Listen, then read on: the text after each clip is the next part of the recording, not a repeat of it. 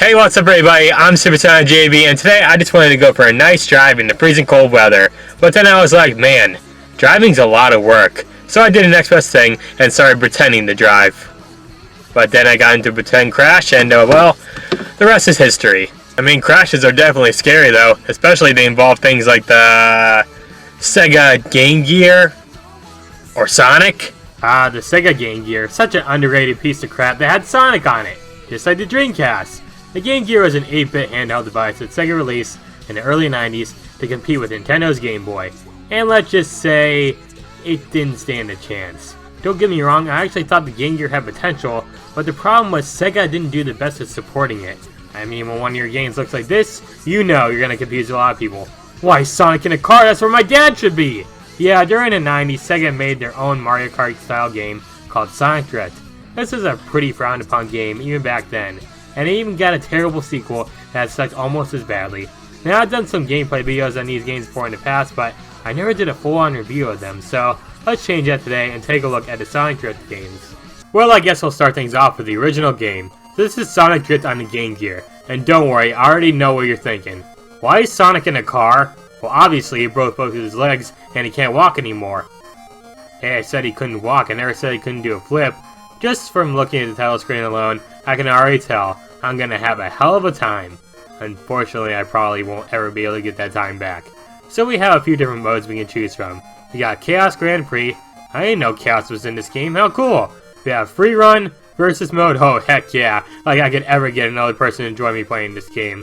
And we have Options, Option. So I guess I can only change one setting in this game. Man, I hope that setting involves deleting this game from existing. Oh good, we can end it all right now. We have Sonic's arm holding everything up too, so hopefully his stick-like arm doesn't snap in half. We'll start things out with the Chaos Grand Prix, and we get 3 cups to choose from. We have green, yellow, and red. Man, what original names. I hope we can unlock a silver cup next. Each cup represents a different difficulty and how fast you're moving during the race. At least I think it has different speeds. It's kind of tough to tell in this game. There's only 4 characters to choose from: Sonic, Tails, Eggman, and Amy. And they all play the same, so you don't even need to strategize here. And off we go to our first level, Green Hill. Man, even back then, Sega spammed Green Hill Zone across the series. Now let me just say this off the bat, the controls in this game are terrible. Steering your car is super stiff, and every time you reach a big turn on the track, you'll probably drift right on the edge and lose a ton of speed. Heck, somehow you don't even fall off the tracks, even though you're literally floating in the air. And other times you'll crash into an obstacle and be locked into a stun animation for a little while and you lose all your rings. Just doing basic steering left and right is so frustrating to do. Now there are some items you can pick up along the track, but they're not really that useful. Invincibility items should be helpful, but with how awful the steering is, you'll still be on the edge of the course crashing into stuff. Now let's talk about the courses themselves. They're all pretty similar to one another. The main differences are the layouts of the tracks. This one's a circle and this one is Pain. The backgrounds are a little different, but they all kind of look a little similar to one another. Now when it comes to driving on the actual tracks, you can barely see what's going on ahead of you. So if you don't want to glance at the minimap, you'll never see the turns coming, which will lead you to hitting the edges a lot. Like, I get that the hardware was limited back then, but if Super Mario Kart lets you see the full tracks like that, then this game has no excuse. Also, the sides of the tracks are just a bunch of lines and colors. Come on Sega, you could have done more with that. Every time you win a race, you get to see your character driving the car on this white background screen as they're holding a checkered flag. It says you're the winner, and it even says your time. Although if you're not winning, then this screen will probably make you rage every time. Damn it! And once you beat all 3 cups, the game tells you congratulations, and the credits roll. Yeah, that's the thing about this game. It's only around 20 minutes long, and there's not a lot of replay value considering every character is pretty much the exact same, and there's no unlockables. So my personal thoughts on Sonic Drift is, it sucks, and I wish it was deleted from my mind, as well as from my copy of Sonic Adventure. So that was Sonic Drift, and yeah, overall, it was a very bad game. But there's a sequel, Sonic Drift 2, that was made only about a year or so later. Is it any better than the original?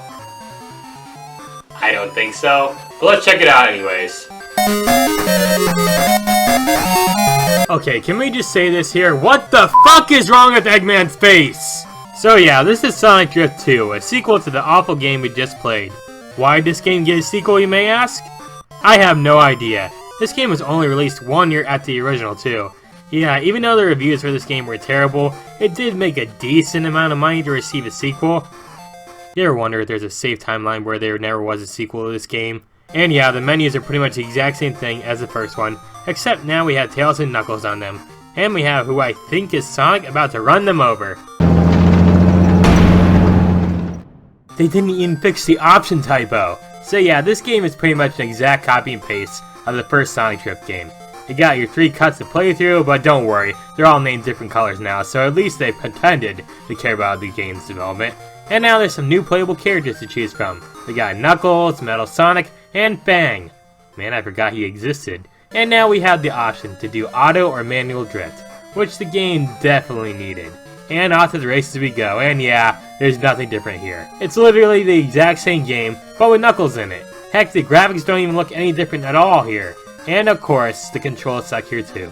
Drifting is a pain and moving from side to side has a weird delay like in the original. And now this game has this weird function where if you touch another racer, you'll crash into them and lose all your rings. But heaven forbid the person you crash into doesn't slow down at all. And then there's this mechanic in certain stages where you can actually fall off the stage, and my god, does it take forever to come back on the stage. I could do my laundry, write an essay, and think about my life choices before this animation is even halfway done. But the worst part of this game is the level Rainy Savannah.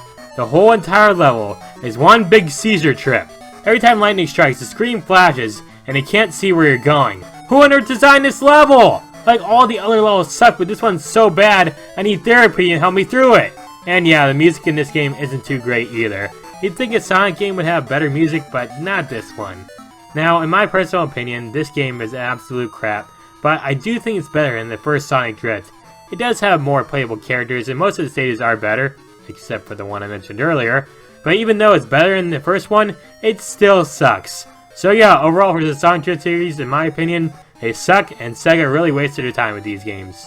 So yeah, those were the Sonic Drift games, and overall, they sucked. I think I'm gonna go pretend to crash my car right now.